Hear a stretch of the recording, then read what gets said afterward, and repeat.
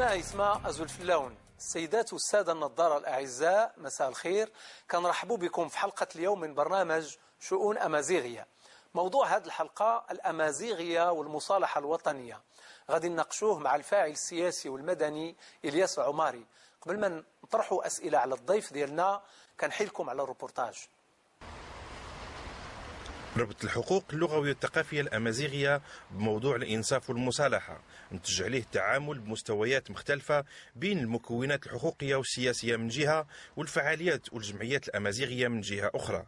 إذن واش تحققت المصالحة في موضوع الأمازيغية؟ وفي الحقيقة الحديث عن المصالحة مرتبط بالانتقال من وضع إلى وضع.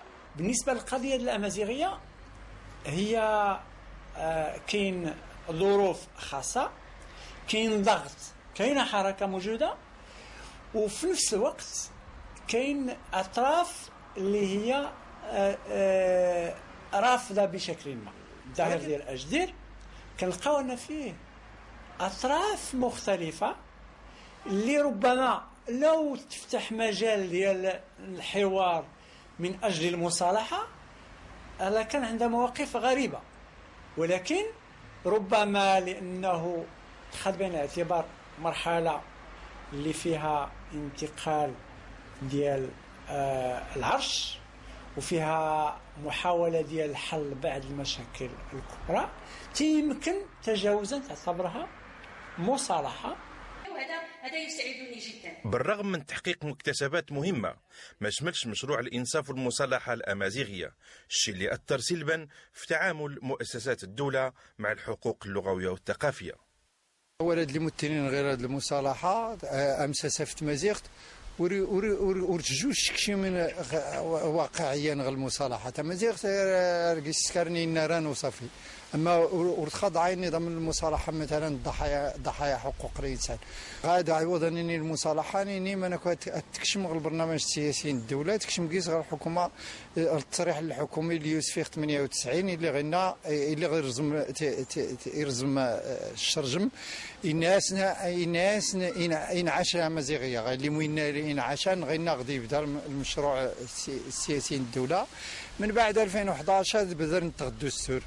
ما ننتظر فقط كما قلت هو استصدار هذه القوانين التي نتمنى أن تتجاوز بطبيعة الحال كل العقبات وكل المثبطات التي حاصرت بشكل أو لجمت يعني جموح تطور والنهوض باللغة الأمازيغية بشكل أو بآخر في هذه العشرية. تجاوز العقبات كيتطلب مزيد من الإجراءات الإيجابية وجرأة أكبر في التعامل مع الأمازيغية كإرث وطني لجميع المغاربة. سي العماري، كنرحبوا بك في الحلقة اليوم برنامج شؤون أمازيغية وكنشكروك على تلبية الدعوة. السؤال الأول ديالنا غادي يتعلق بالمفهوم ديال المصالحة والسياق ديالها اللي دخلت فيه الأمازيغية تقريبا منذ بداية العشرية الأخيرة وخاصة سنة 2001. هاد العشر سنين اللي دازوا نقدروا نقولوا أن الاعتراف الدستوري بالأمازيغية توج واحد المسار، وأن مجموعة ديال التراكمات اللي كان فيها ما هو إيجابي كان فيها ما هو سلبي أعطت في النهاية هذه المحطة الحالية.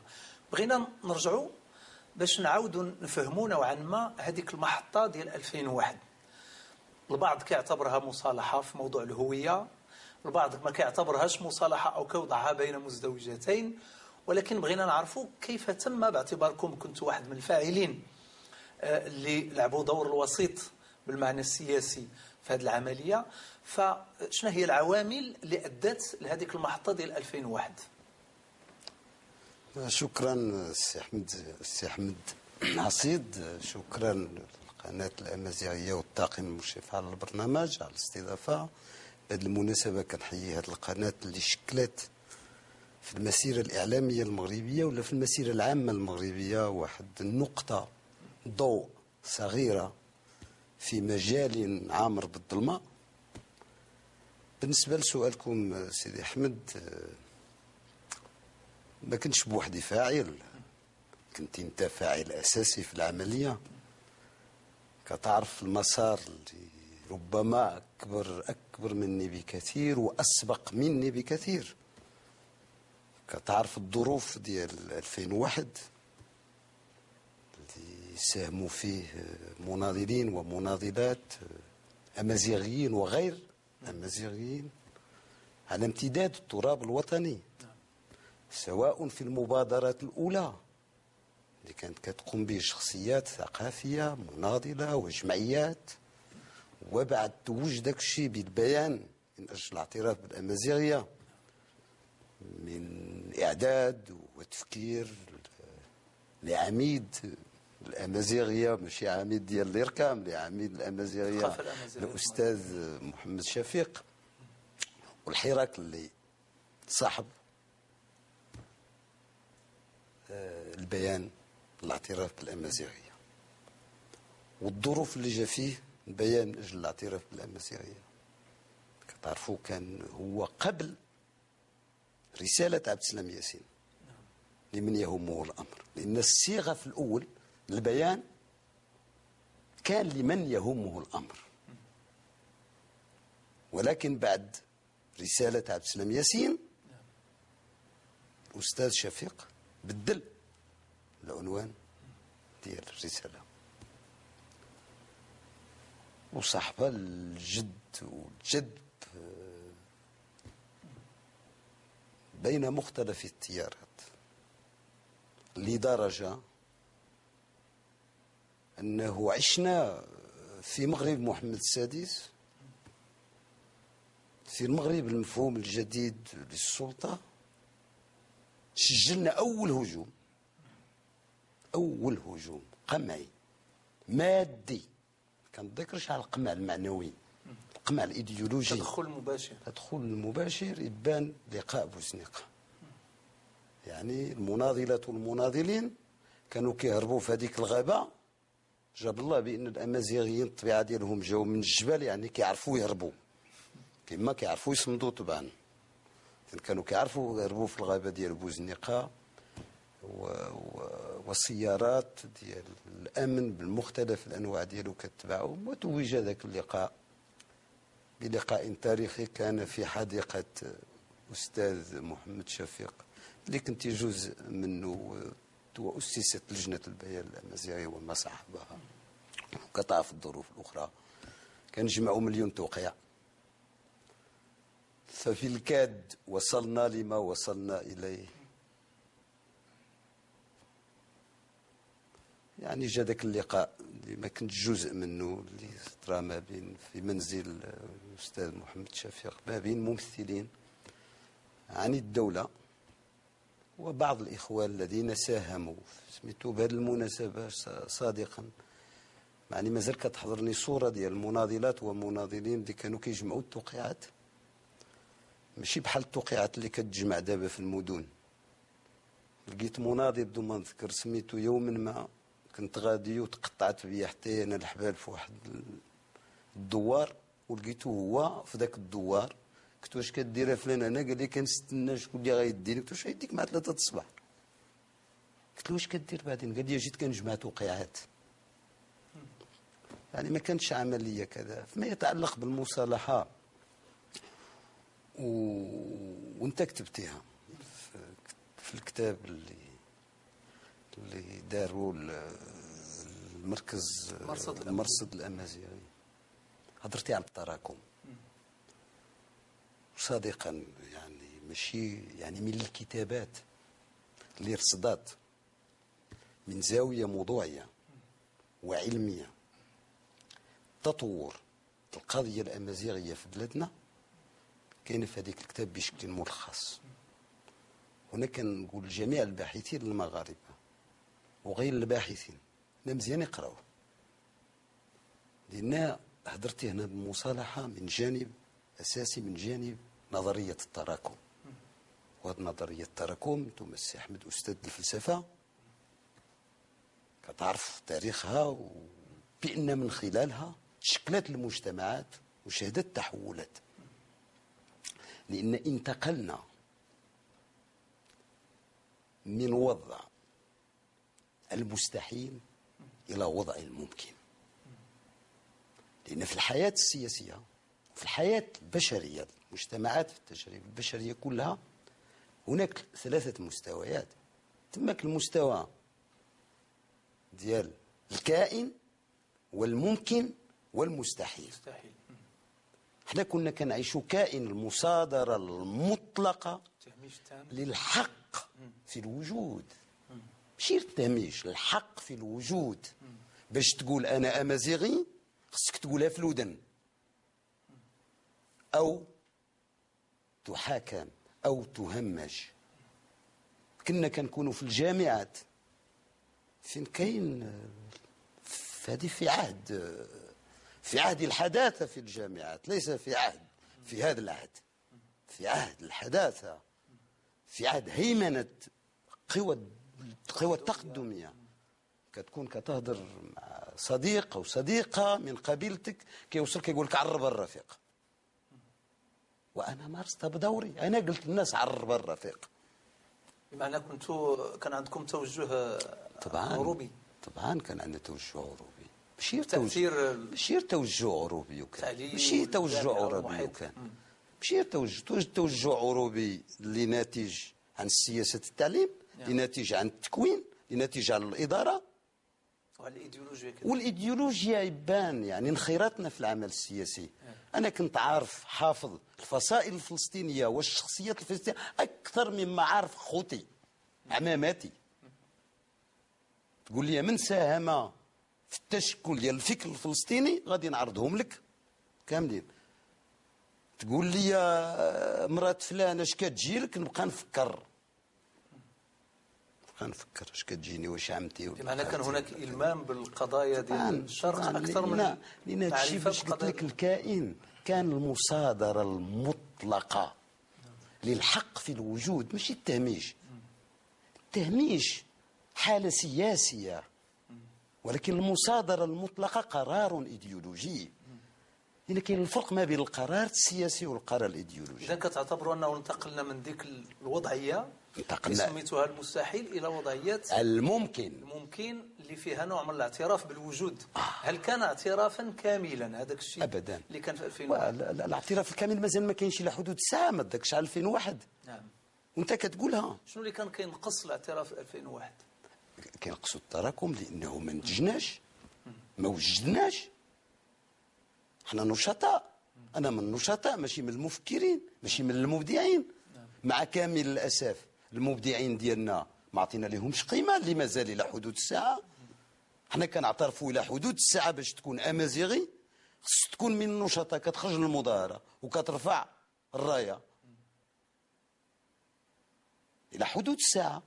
مني وجبد باش نعترف بواحد بأن أمازيغ خصني نشوفه في الزنقة، خص يكون دخل الحبس. إذا واش معنى هذا؟ كان الأمر كيتعلق بتسوية سياسية ظرفية أكثر منه مصالحة حقيقية في ذاك الوقت.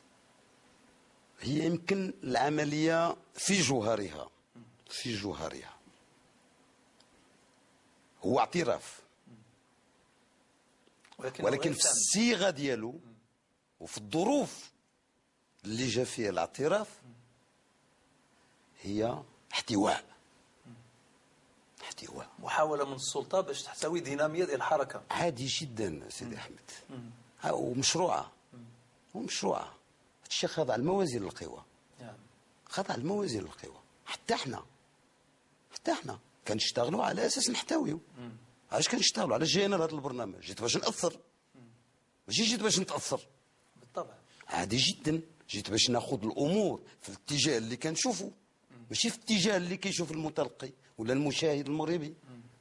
اذن هذه عمليه من الناحيه السياسيه مشروعه، لان احنا في صراع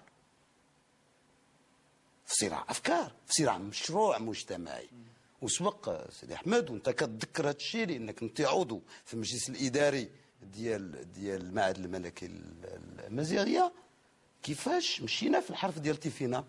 انا شخصيا منين مشيت في الحرف ديال تيفينا غرفات عليه، ما مشيتش عليه لانه اداه التواصل، لا، مشيت عليه لانه كيعكس وكيلخص الهويه وكيلخص الفكر والذكر تاع الفكر الامازيغي.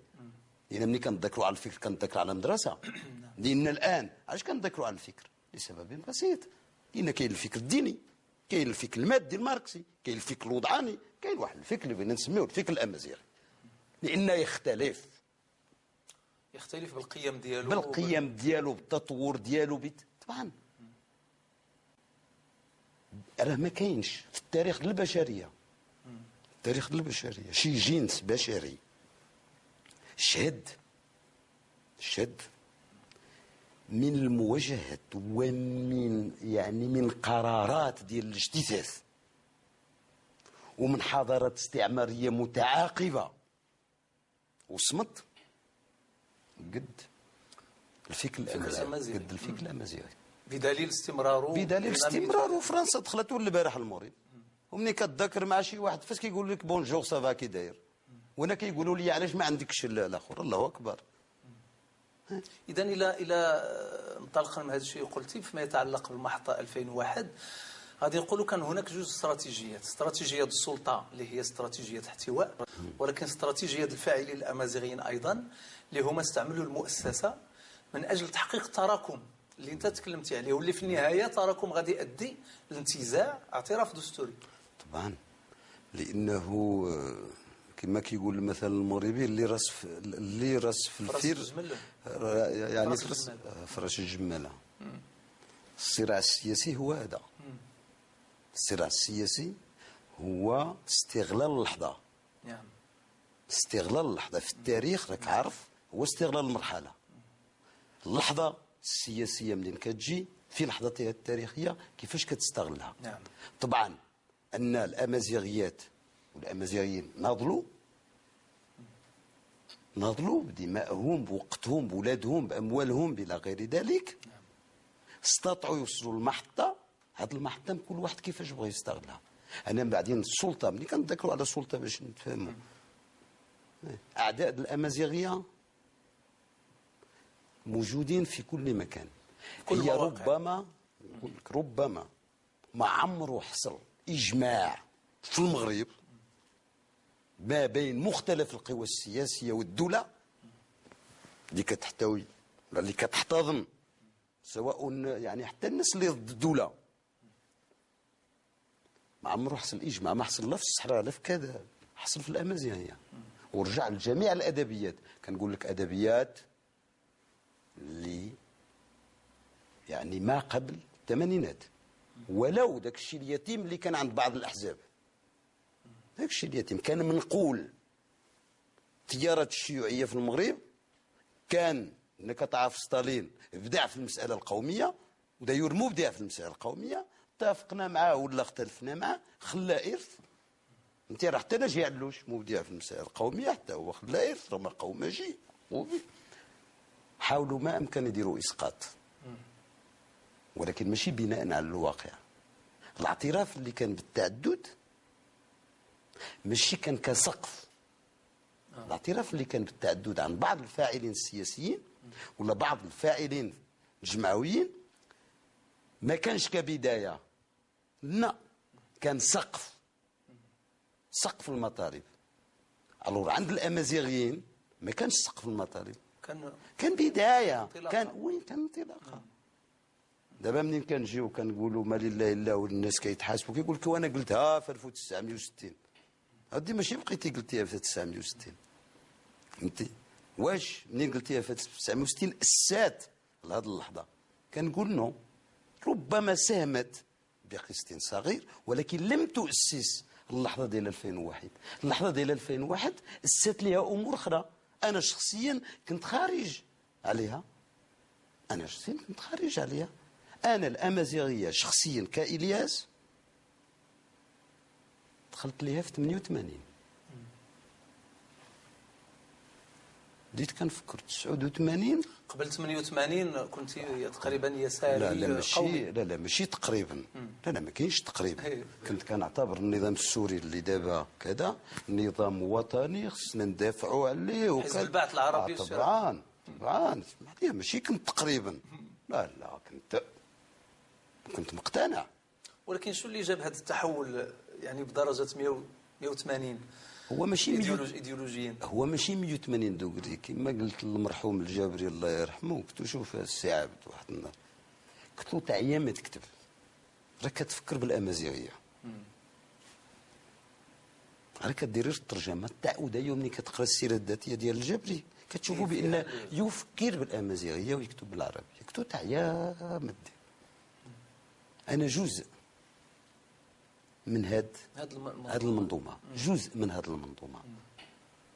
هذا كيفسر اذا السبب اللي جعل ان الايديولوجيا الحزبيه وقع عليها واحد الارتباك من بعد 2001، لان ما تطورتش بما يكفي باش تؤدي لهذاك التحول الكيفي في 2001، وجاتها المفاجاه ديال القرار ملكي وفي اطار يعني نوع من التفاوض مع حركه مدنيه كانوا البيبان مسدودين عليها، وكانت هذه الاحزاب كتعتبر ان هي القطب اللي كتعامل مع القطب ديال السلطه او القصر او الملكيه.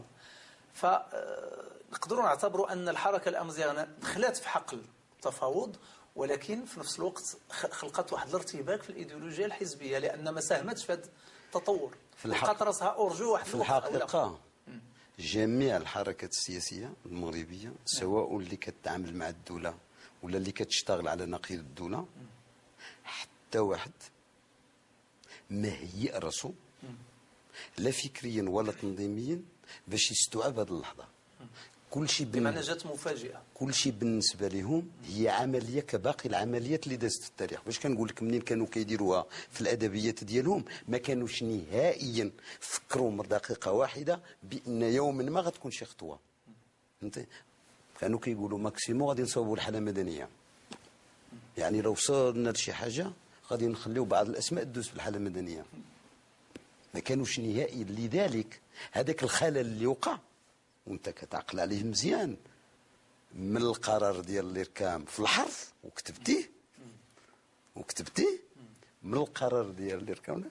الاحزاب السياسيه، حتى الاحزاب السياسيه اللي تبنات الايديولوجيه ديالها على انقاض الامازيغيه، منين مشات القصر الملكي فهمتي ما استطعت لا تقول لا تقول لي بقات منزله حول زعامات وقياده الحزبيه، بقات منزله بين منزلتين. ما كانوش كينتظروا، لان انت كتعقل الصراع على براد لوطير فين خدينا قرار كان حول ماذا؟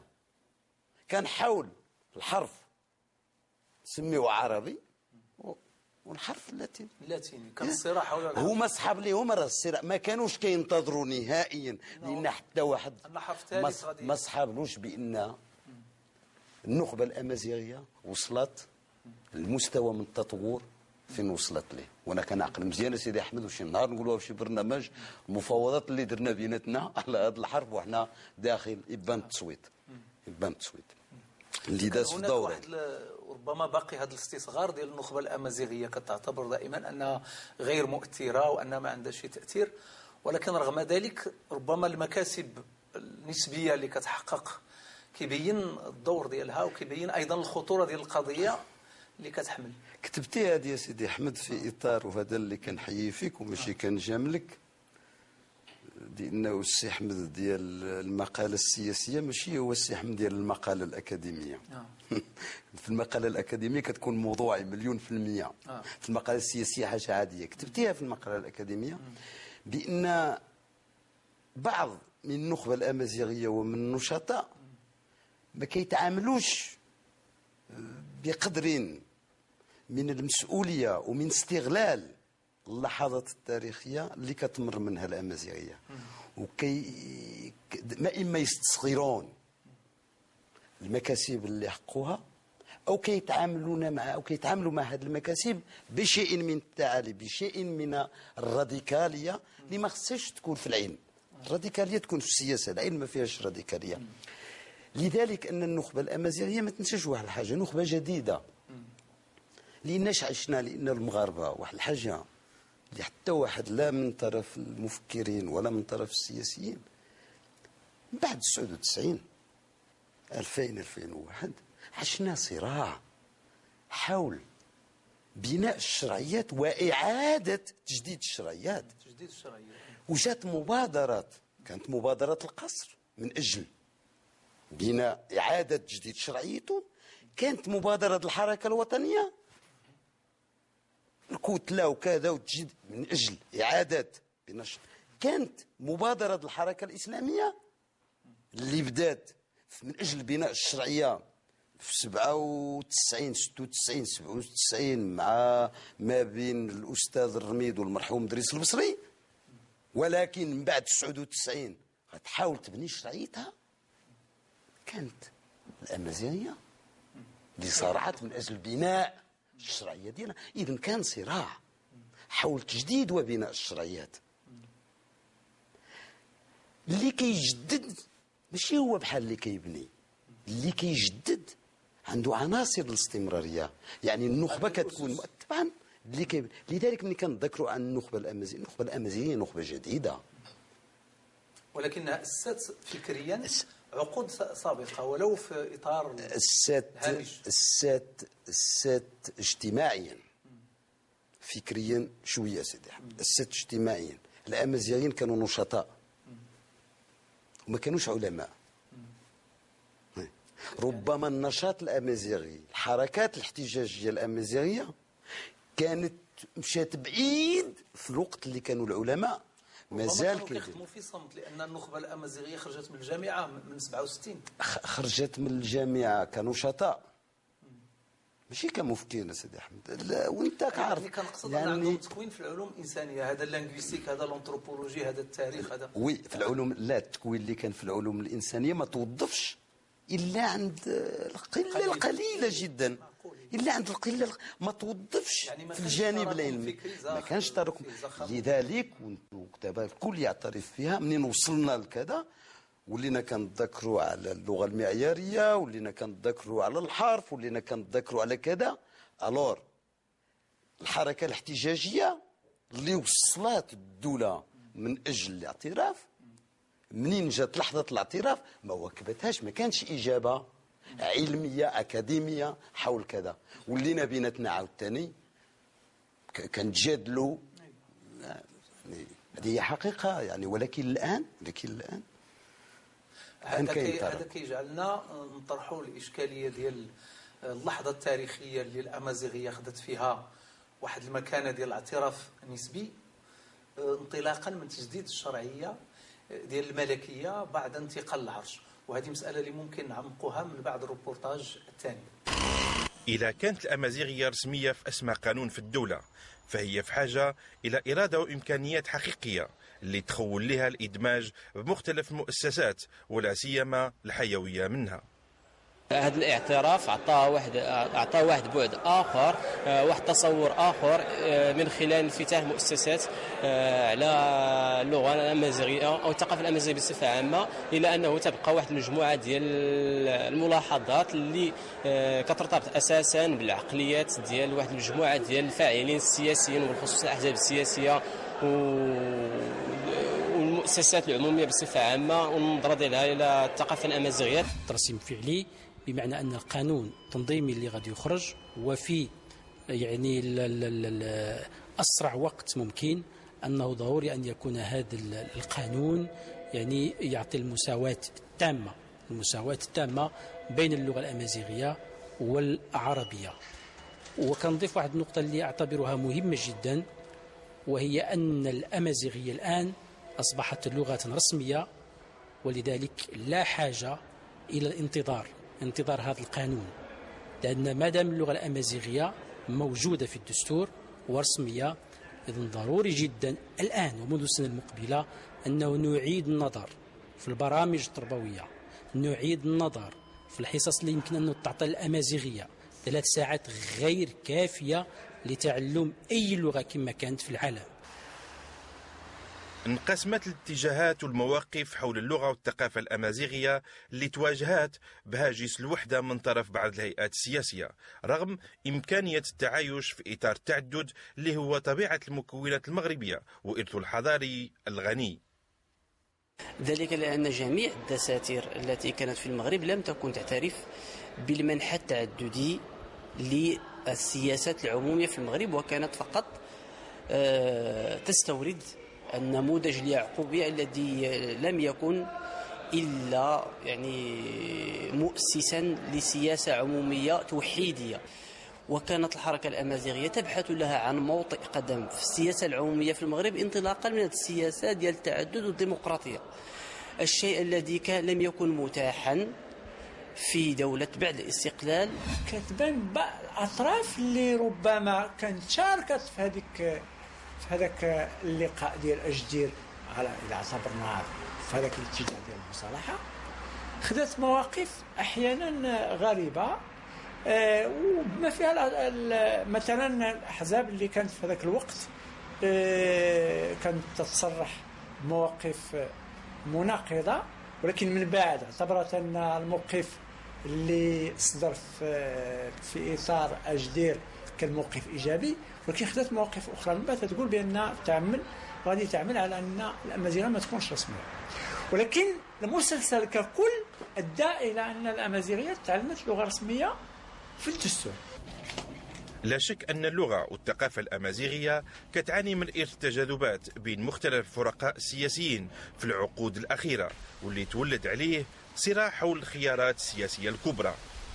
وبفعل المستجدات أصبح مفروض إعادة النظر في بعض المواقف تجاه الأمازيغية. كيف جاء في الروبورتاج، إذن كانت هناك واحد المجموعة العوامل اللي ساهمت في هذه المصالحة في موضوع الهوية، واللي عرف في 2011 واحد نوع من التتويج في الوثيقة الدستورية المعدلة. تجديد شرعية الملكية بعد انتقال العرش استفدت منه الأمازيغية كظرفية تاريخية. هذا شيء يعني الآن أصبح بديهيا.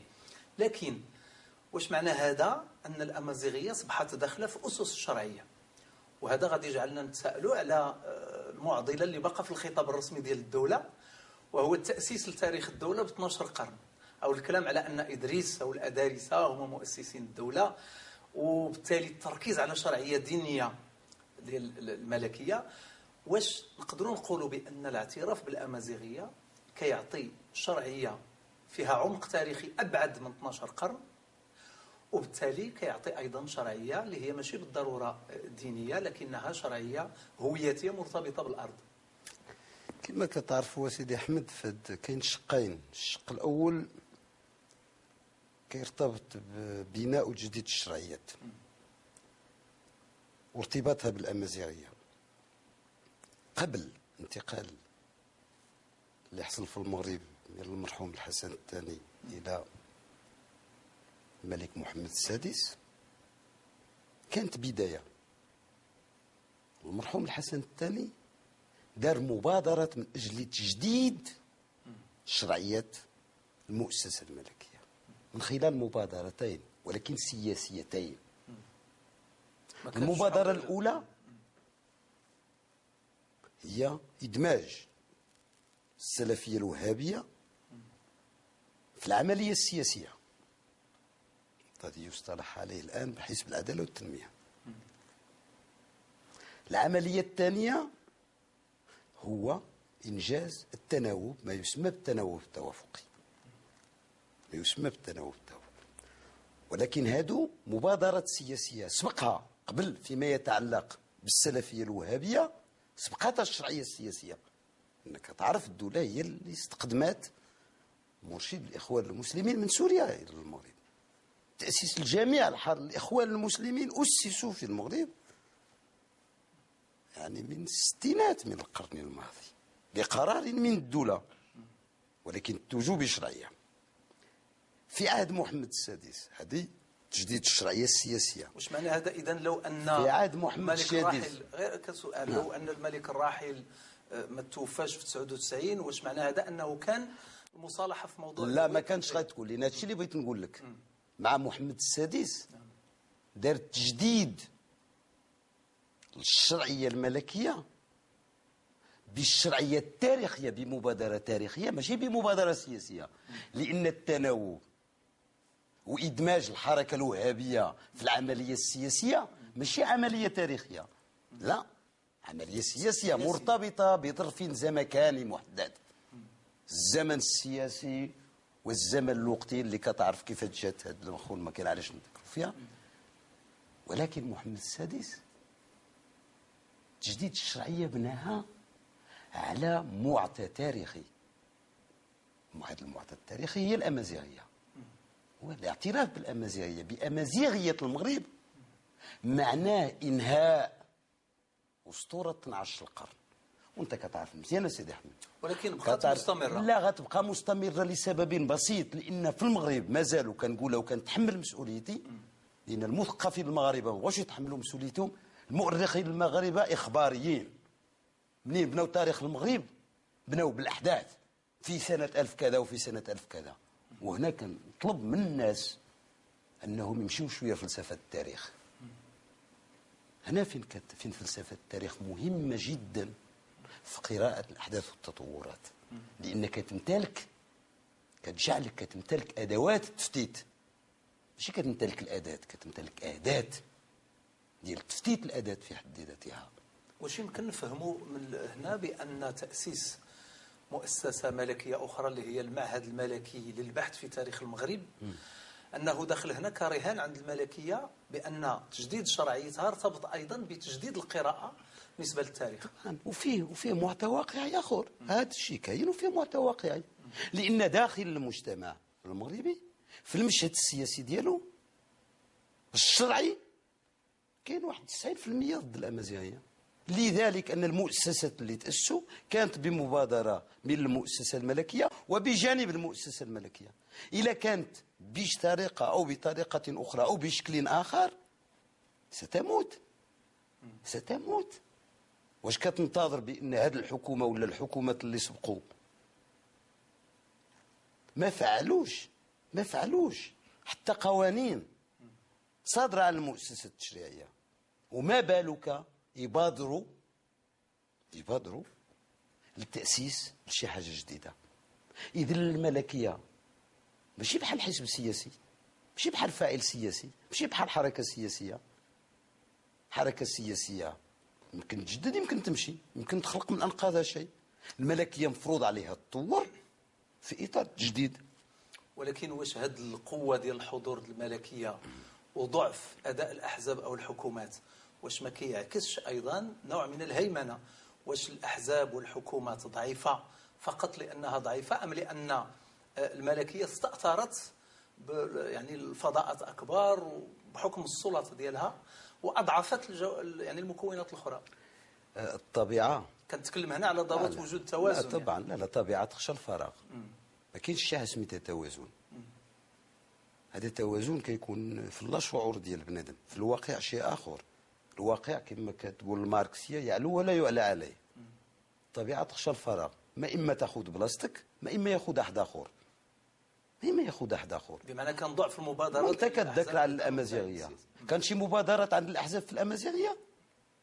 واش كتنتظر الا كانت الاحزاب المغربيه سواء ما يصطلح عليه بين مزدوجتين، لان ما كاينش، هذه بدعه، الاحزاب التاريخيه او غير الاحزاب التاريخيه، الا كانوا داروا مبادرتهما واشتغلوا عليها في الواقع، غادي تجي الملكيه وديرها؟ ولا غادي يجي الياس ويتزايد بها؟ ولا غادي يجي شي واحد اخر؟ ابدا. ولكن لان ما داروش خلاو الفراغ للاخرين داروا.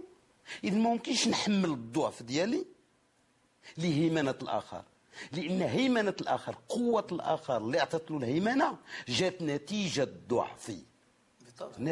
ضعفي. ولو شروط هذا الشيء حتى عبد الرحمن المنيف عنده واحد الدراسه مهمه جدا تقرا، سميتها الديمقراطيه اولا واخيرا. كيتذكر على ازمه التحرير او ازمه حركه التحرير فيما نصطلح عليه بالعالم العربي، باش تفهم لماذا وصلت هذه الحركه الى ما وصلت اليه. طيب هاد يعني التفاعلات اللي وقعت من بعد الانتفاضات الشعبيه ديال شمال افريقيا والشرق الاوسط ووصول المغاربه من بعد واحد النقاش عمومي مستفيض، واحد الديناميه حتى ديال الشارع، الوصول الى مستوى ديال مراجعه الوثيقه الدستوريه من بعد 10 سنوات من الحكم ديال الملك محمد السادس. واش يمكن نعتبروا الان ان هاد المراجعه ديال الدستور هو اعتراف كامل من بعد ذاك الاعتراف النسبي ديال 2001؟ بمعناه واش عندنا الان الضمانات القانونيه والدستوريه باش تاخذ الامازيغيه فعليا مكعليا في المجتمع؟ انا ربما ساختلف هنا، لانه دابا كاين اعتراف قانوني.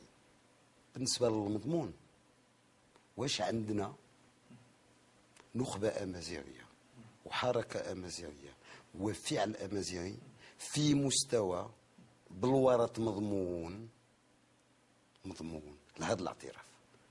دابا الصراع اللي جاي حيث محور حول مضمون الاعتراف، لأنه هو اللي غادي ياخذ الحماية، هو اللي غادي يأثر هذه المرحلة كلها إلى أي حد أنه الصف الحداثي التقدمي بمختلف الاجتهادات ديالو الفكرية في مستوى إعطاء مضمون الاعتراف الرسمي بالأمازيغية. ده هو بمعنى هذا كيتوقف على الدينامية الفاعل الأمازيغي والحلفاء ديالو. طبعا وانت كتشوف من دابا يكفي يعني في هاد يومين انا ما كنتبعش بزاف الاعلام، كاين هاد يومين ثارتني واحد يعني يكفي ان سؤال في البرلمان بالامازيغيه صار واحد البلعه ديال الكلام. هذا الشيء يعبر على ما يعبر عليه داخل المجتمع، لانه المفروض في الناس اللي في المؤسسات التشريعيه هما صوتوا على الدستور، ياك المفروض صوتوا على الدستور، لان اللي ما صوتوش خاطئوا الانتخابات. اذا كيف يعقل ان اللي مصوت على الدستور داخل المؤسسات التشريعيه كيقول لك لا؟ ولكن هذا بان غير عند واحد التيار محافظ او حزب او جوج محافظين، ماشي عند الاحزاب كلها اللي كان عندها موقف ايجابي. لا ولكن رد الفعل الشعبي ما كانش. اسمح لي لا هناك 233 جمعيه اللي عملت ما كنتذكرش على الجمعيات اسيدي. الجمعيات عندها دوره. رد الفعل السياسي ما حدث داخل البرلمان ديال رد الفعل الاحزاب السياسيه كانت من اجل دغدغه العواطف، وانا كننتمي للحزب السياسي وكنتحمل مسؤوليتي من اجل دغدغه العواطف. رد الفعل السياسي تصور معايا الى واحد هضر بالعربيه، طرح سؤال بالعربيه وناض واحد وقال له سيدي ما فهمتوش ما تطرحوش بالعربيه، كيف سيكون رد الفعل فاعلين السياسيين في الشارع؟ وكيديروها هذاك التيار السياسي اللي كتذكر عليه بلا ما نسميه، هضره جوج كيقول لك مازال نجيو للشارع. ما كانش رد الفعل في المستوى هذا، مؤشر سلبي جدا جدا جدا، لان ما ممكنش الجمعيه الثقافيه تملا الفراغ ديال لا بالطبع، ولكن هي لوبي مدني ضاغط يعني لوبي مدني ضاغط، ولكن ماشي حاسم. ماشي حاسم، ما عمره يكون حاسم. التناقض اللي كان هو ان الاحزاب السياسيه اللي عبرت على مواقف ايجابيه قبلت فيما بعد تعليق الحديث بالامازيغيه الى حين توفير الترجمه، لان القرار اللي صدروه يعني كاع لا بعدين اولا هذا هو الغلط الاول. هذا الامازيغيه لياش ولياش يعني باي حق امي اللي كتفهمي الامازيغيه بوحدها يمارس عليها الاقصاء. واحد اللي كيدير السؤال بالعربيه ما كيترجموها ليهاش هي. هذه 60 قرن، مده نصف قرن، هذه 60 قرن، هذه داك 12 القرن اللي كيقولوا على الاقل قالوا كاينه عندها الدوله، هذاك 12 القرن ما كيترجموهاش ليها. واليوم بقدرتي قادر وحده ولا واحد مواطن ولا مواطنه مغربيه يهضر بالامازيغيه، خص ونفس الاعتراف يكون متبادل. هل الناس اللي كيعرفوا كل امازيغيه ماشي مواطنين من درجه الثانيه؟ خصهم ضروري يترجموا للاخر، ولكن الاخر ما خصوش يترجم الاخر. انا هاد الناس اللي كيقولوا الترجمه، ما اما الترجمه تكون باللغتين لان هي لغتين رسميتين، ما اما لا تكون. اللي كيعرف شي لغه يتذكر بها. انا ضد الترجمه داخل البرلمان، ما اما تكون الترجمه من العربيه للامازيغيه ومن الامازيغيه للعربيه، او اللي كيعرف شي لغه يتذكر بها ويدبر على مترجم. انا العربيه قريتها بالعصا وكنقولها، انا ما قريتهاش بالهداوه رغم الوالد ديالي فقي. يعني في التربيه التقليديه، التربيه التقليديه في المدرسه باش يدخلوا لي العربيه قالوا لي بالعصا، ومع ذلك كنحبها لان شي حاجه تزادت لي اضافه في حياتي كنحبها. اذا هذا معناه ان خاص تكون واحد الديناميه سياسيه الان اللي تضمن من خلال القانون التنظيمي اللي كيتكلم عليه الدستور انه تنتهي مثل هذه الظواهر. وي. ماشي بوات انت قلت لك، ولكن هذا الشيء مرتبط بالواقع. ما الأحلام والطموحات وكذا شيء، كل شيء كنحلموا. حلمنا كثار من الأمازيغية، حلمنا بمدينة أفلاطون ديال القرن 21، ماشي أفلاطون ديال اليونان. ومع ذلك لو خص العمل، خص العمل. في هذا الإطار هذا كاين واحد الجانب في الموضوع ديال الأمازيغية اللي الآن هو مطروح في النقاش العمومي، وهو الجانب المتعلق بالقيم. غالبا كتختزل الأمازيغية في اللغة، ولكن بان الآن من خلال التدافع والصراع حول الديمقراطية ومعنى الحداثة ومعنى الحريات، بان بأن هناك جوج خطابات في المغرب. خطاب تقليداني يعني سلفي كيستعمل واحد الباجاج ديال المفاهيم وديال الايديولوجيا الشرقانية، وخطاب حداثي ديمقراطي ولكن كيأسس لراسو في التربة الوطنية وفي التقاليد ديال الشعب المغربي اللي هي الأمازيغية. وهذا بطبيعة الحال في انفتاح على القيم الكونية اللي هي في المرجعية الدولية لحقوق الإنسان. واش كتشوفوا بأن الأمازيغية عندها دور في هذه المعركة ديال التحديث وديال نشر الوعي الديمقراطي والقيم الحداثية من خلال المرجعية ديال الفكر والثقافة الأمازيغية؟ غنقول لك جوج حوايج في هذا الموضوع. الحاجة الأولى هي القيم شيء مشترك ما بين البشرية. نعم.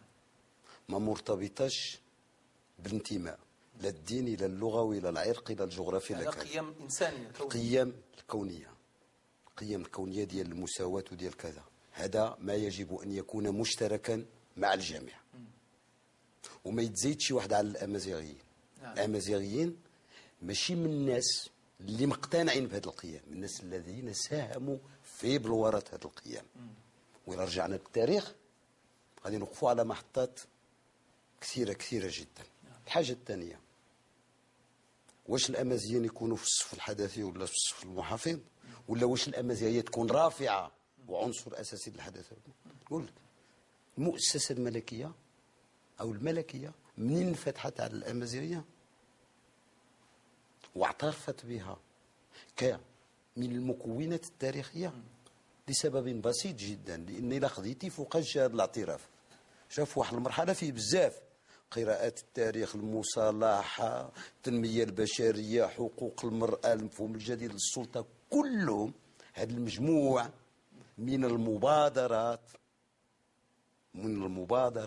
مبادرات حداثية. إذن الاعتراف بالشرعية التاريخية للأمازيغية كثابت من ثوابت الأمة المغربية، كثابت من ثوابت الأمة المغربية، جاء في إطار أنها يمكن ماشي غير تكون مساهمة بقدر ما أن تكون قائدة في مرحلة معينة للموجة الحداثية. هذه مسؤولية على الأمازيغ، لأنهما بطبعهم الأمازيغ حداثيين. ما أنا فين كبرت، أنت فين كبرتي؟ علاش أنا القومية ما دات من عندي والو؟ عشت فيها 20 سنة وفي الآخر بح. علاش؟ لأن تربيت في تربة كانت فيها القيم، كانت في قيم الحداثة. ملي كنت ربيت في تربية أخرى راه كنت مستعمر. دابا يكون مشي العفلق ماشي رزيتو على داري، وكان يكون مشيت به وكندير به، ولكن لأن تربيت في تربية أخرى. موضوع الريف وهذه آخر نقطة سي عماري، مرتبط بالملف الأمازيغي من الشق الهوياتي، ولكن عنده بطبيعة الحال أبعاد أخرى. أنتم برزتوا في الساحة في البداية كفاعل مدني في الجمعية اللي باغا ترد الاعتبار للريف وتسوية ملف ما يسمى بالغازات السامة اللي استعملتها إسبانيا. فين وصل هذا الملف الآن؟ لا صديقا، هذا الملف بحال ملف الأمازيغية، بحال أنا ارتبطت بهذا الملف في 1993 من خلال كتاب خرج في ألمانيا، شي مؤلفين ألمانيين بمعية رفاق أستاذ لودي وآخرين. تم ترجمة هذا الكتاب في 95 خرج. منين قريته بالعربية تفاجأت. بديت كنت بحال شي داعية كنقول عباد الله راه وقع شي حاجة في واحد الوقت، عباد الله. الآن هذا الملف داز من الوضع ديال النشطاء إلى العلماء.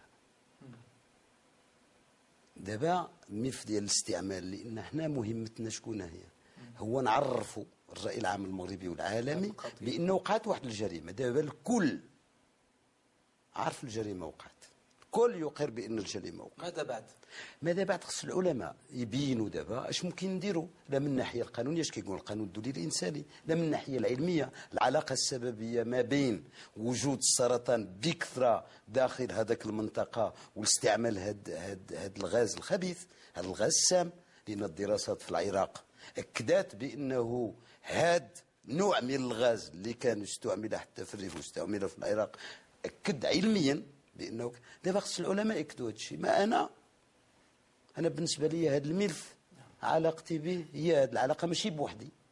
انا كنت واحد الذبابه صغيره في واحد المحيط اللي ساهموا فيه يقول مواطنات ومواطنين من الريف ومن خارج الريف، من المغرب ومن خارج المغرب.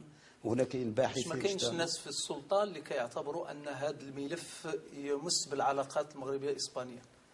أنا كنت جاوبت على هذا السؤال، قلت إلا كانت السلطة كتعتبر هذيك الساكنة ديال شمال المغرب أقل من أولى بالسردين ولا بحال أولى بالسردين تقولها لنا، ما كاين حتى مشكل. لأن منين كنت رئيس الجمعية 2 مرات تمنعوا الندوات، 2 مرات ندوات دولية تمنعوا حول الموضوع تمنعوا بقرار مكتوب وكذا. الريف، الوعي الريفي الآن، الوعي الأمازيغي الريفي مازال عنده واحد الشعور بالغبن، ضعف المشاريع التنموية، شعور المواطن الريفي بأنه مقصى من المشروع التنموي الوطني. هذا الوعي هذا مازال كاين، وهو مرتبط شئنا أم أبينا بالدينامية الأمازيغية. فكيفاش كتصوروا إنصاف الريف تاريخيا؟ تعرف السي أحمد، وهذه من تجربة ذاتية ماشي، منين كتكون في واحد الدوار ما عمرك شفتي لا طونوبيل لا تلفزيون وصحابك هذاك الشيء اللي كاين، وكتخرج وكتشوف عالم اخر وكيقولوا لك هذا بلادك، هذا بلادك. يعني تصيب ماشي باليأس ولا بالإحباط، يعني بجميع أنواع ديال المستويات التشاؤم والحقد اللي ممكن تصورها في العالم. الريف جزء من وطن منسي، جزء من وطن بغاولو يعيش على هامش الوطن لأسباب معروفة. الآن أبناء الريف كما أبناء الأطلس، أنا مشيت الأطلس، أنا مشيت تغسلين، كاين تهميش في أفظع من تهميش اللي موجود في الريف، أفظع من تهميش موجود في الريف. لأن ناس قالوا يوما لا، قالوها بشكل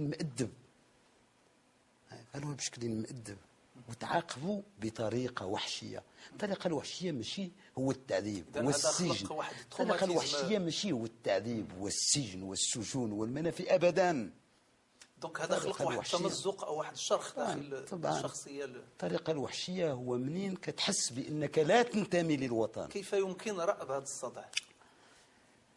كنقولوا واحد المثال بأنه الصدمة ما كتعالج إلا بصدمة، ولكن رأب هذا الصدع هي عملية تراكمية بحال الأمازيغية.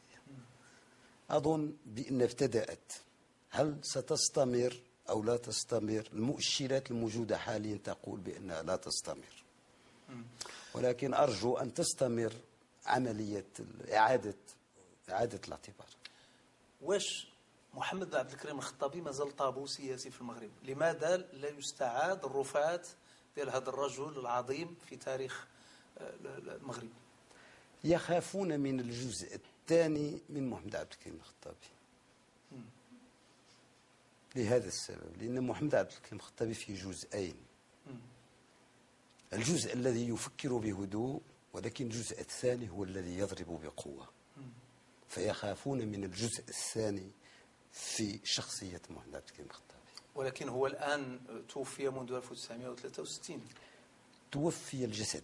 أنت كتعرف نيتشه منين توفى في الشارع، اعتبروه بأنه مجنون، لكن بعد 50 سنة اعتبروا بأنها مدرسة لجميع المدارس الفلسفية اللي موجودة إلى حدود الساعة. هل يمكن استعادة رفات عبد الكريم في السياق الحالي؟ أنا بالنسبة لي رفات عبد الكريم الخطابي شأن عائلي، ولكن فكر عبد الكريم الخطابي يجب استعادته. هذا ما يهمني فكر عبد الكريم الخطابي. ما رفات شأن عائلي. شكرا سي الياس العماري على تلبيتكم الدعوة وعلى مشاركتكم في هذه الحلقة اليوم.